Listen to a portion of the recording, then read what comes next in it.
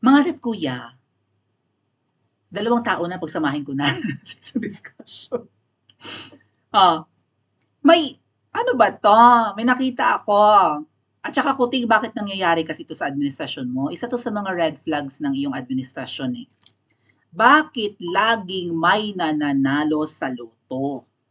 At sabi ni Miss Pebbles, siyempre roommates kami nung pumunta kami dito sa Hong Kong, umuwi daw si Barney Kells. Oy, Barney, o ano, ah, pasubalian mo ang sinabi ni Miss Pebbles sa amin, ha? Uy, Ate Mean, thank you so much po. Ayan,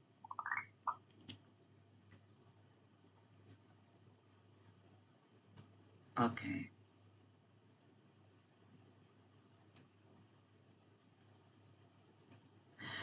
Pasubalian mo yung sinabi ni Miss Pebbles na umuwi ka ng Pilipinas dahil ubos na ang iyong budget. Ubos na ang iyong budget. Ang lusog-lusog mo talaga, taning. Para kang ano, para kang chipmunk. Ang laki ng mukha mo. Ay, hindi dapat kita laitin. Ako naman po, mukha naman ako monay, no? Ikaw, taning, talagang monay na monay ka. No, namimintog ka talaga. Para ka daw si Majin Buu, sabi ng isang mawin yan dito. O, ano pa?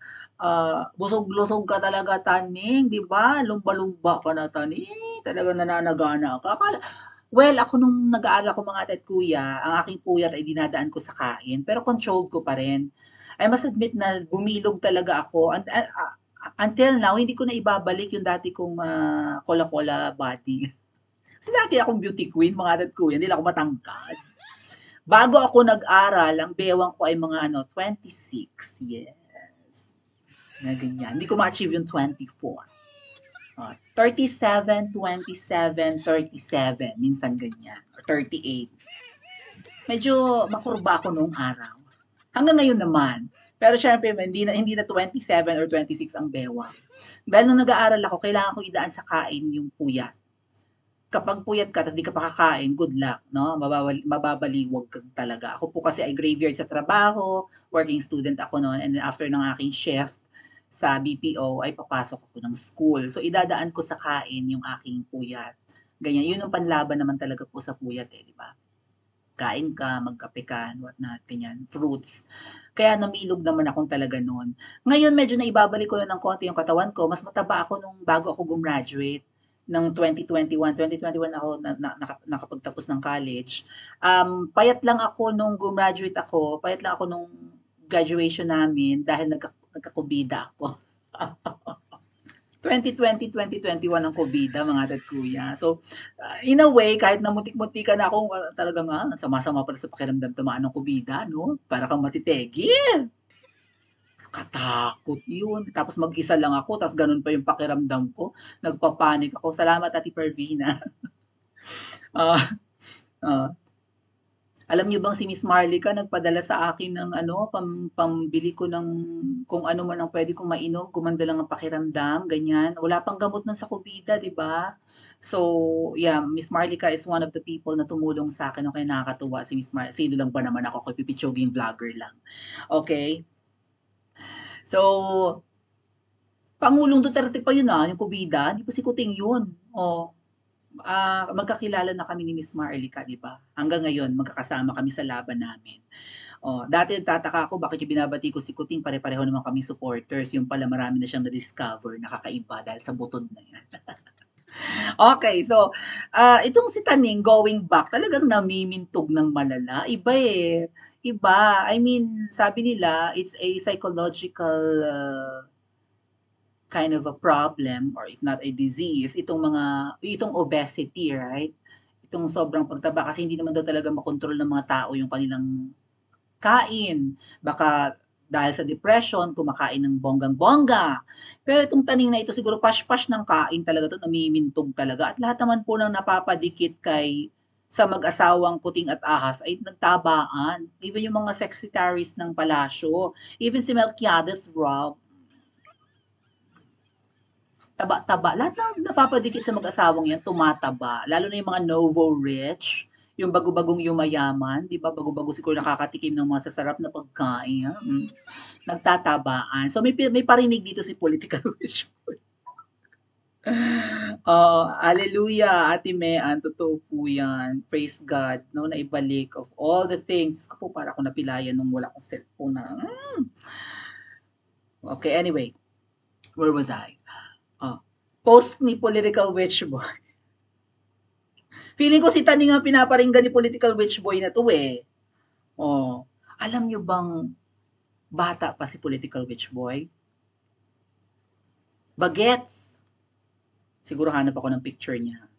Pero hindi tinatakpan talaga yung mukha niya. Kilala pala siya ni na Martin, ni na ano, ni na, kilala na siya ni na ano, ni na Tambaluslos. Na-trace siya. Magaling manghunting ang grupo ni Tambaluslos. So, nanganganib ang buhay ni Political Witch Boy. So, ito yung post niya.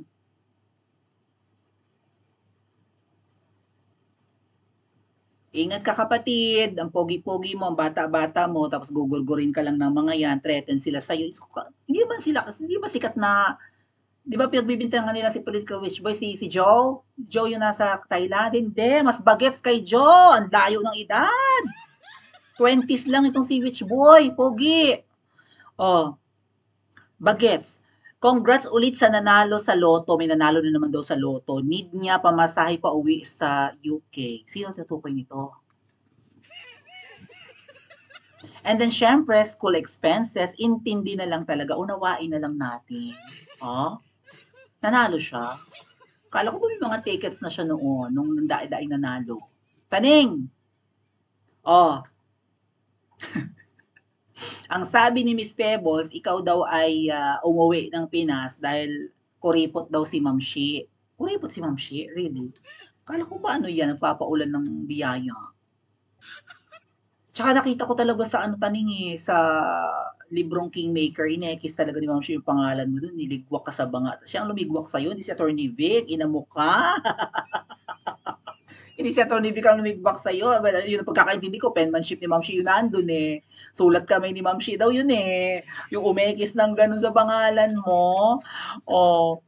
So, anyway, siguro para huwag ka nang magkalat eh. Pero sabihin mong, 'di ba? Kung bibigyan ka naman ni Ma'am Shi, eh, hindi na siguro galing sa bulsa niya. Diyan ka na sa dati mong manager, or actually manager mo pa rin yata yung si ano na yan, si Langka. Oh. So ano to, Taning, pinagbibintangan ka, tingin ko wala na ibang pinagbibintangan si Political Witch Boy dito, ikaw lang. Ha? Ikaw lang naman yung nag-aaral sa UK at kailangan ng school expenses. Nasairan ka na daw ng budget. Yun din nasabi sa akin ni Pebbles. Paano nangyari ang sinasabi ni Pebbles sa akin? Alam ni Political Witch Boy. Oh, I'll find a photo of Political Witch Boy for you, mga atit kuya. Hold on. Pero may takip mukha niya eh. Pero makikita niyo bagets. Okay. Sino ba nag-share nun? Sino nag-share ng picture na yon? Ay, okay. Si Political Witch Boy nga siguro. Dahil yung hanap ako ha. Sinare naman niya yung picture niya eh, kanina with Attorney Glenn Chong. Ha? Ha? Ha? Ha? Bagets! Maganda katawan niya.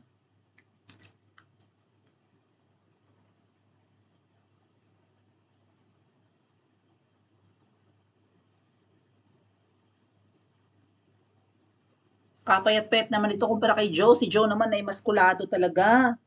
Oh, feeling ko to mga 22 years old lang to si Political Witch Boy eh.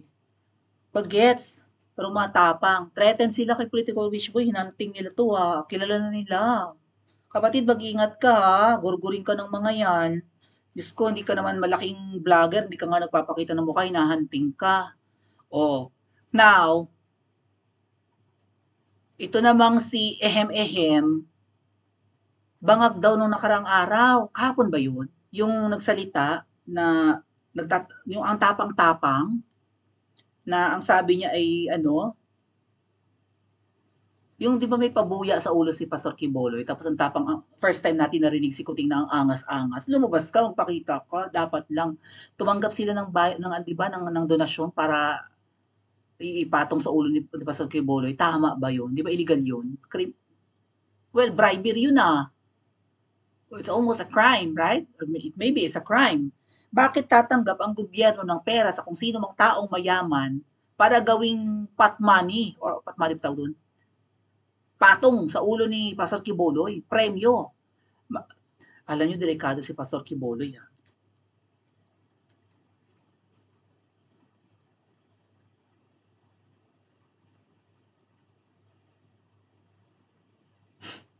Lumipad pala sa Alapaap si Dayonior kahapon. Wow, super sarap ng trip. Dati sa panaginip lang na hagkan tuwina. Parang kanta to, no? Matapos ko ang aking pag-aaral. Yun ba yun? Bagay sa kanya yung kanta. Hindi sinsanay mo akong damo. Parang yun, no? Naihaharap sa'yo at ipapiyaya pa. Parang yun yung kantang yun. Huwag kang matamawi, walang pakulay. Pero lumilipad daw sa alapaap si Kuting, sinasabi niya yun. Kaya angas-angas siya. So siguro, ay, alam ko na, parang gets ko na si Kuting, mga ate kuya. Nakakakuha siya ng confidence sa baby powder or sa pulveron. Without pulveron, bahag ang buntot niya. Nagdudubi-dubi-dap-dap siya, nagtatago siya, right? Katulad nung, di ba, daming beses nagtatago ni Kuting. Nung nilindol ang Mindanao, hindi nagpakita yan doon. Nung sumabog ang Kanlaon, hindi rin yata nagpakita. Nung nagkaroon ng teroristang pambobomba sa Marawi, sa school ng Mindanao State University, may mga namatay, hindi rin nagpakita. Kuting has that habit of escaping the problem. Right? Hindi nagpapakita ang palusot nila, nagkakobida, may flu-like symptoms, yada-yada, flu cold pala ang ginabot, kung ano man yun. Kapag may mga matitinding problema na kailangan, tamo hindi wala siyang spokesperson, and hindi siya, madamot siya sa interview, di ba? Pero nung nakaraan, confident na confident, magpakita siya. Bakit hindi? Kine-question ko ang motibo niya, tapang-tapang ni Hello Kid. Eh, parang may sapi. Nasa alapaap daw, sabi ni Kuya Jay. Ha? Ano ba tong gobyerno natin? May pinapag-aral gamit ang pera ng taong bayan, may sinisinghot gamit ang pera ng taong bayan. Pa-comment po sa comment section at mag-like and subscribe din po kayo.